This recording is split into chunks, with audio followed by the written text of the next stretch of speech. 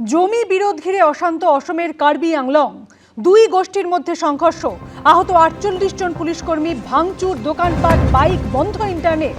দুই গোষ্ঠীর সংঘর্ষে 48 জন পুলিশ আহত, 32 বছরের এক ব্যক্তির দেহ উদ্ধার হয়েছে।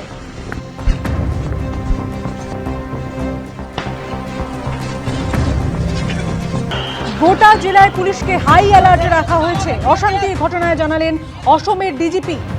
দুই গোষ্ঠীর সংঘর্ষে 48 জন পুলিশ আহত হয়েছে, 32 বছরের এক ব্যক্তির দেহ উদ্ধার হয়েছে।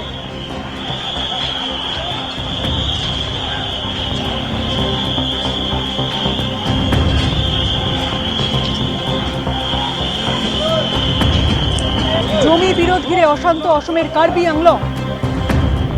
দুই গোষ্ঠীর মধ্যে সংঘর্ষ, আহত 48 জন পুলিশকর্মী, ভাঙচুর, দোকানপাট, বাইক বন্ধ, ইন্টারনেট।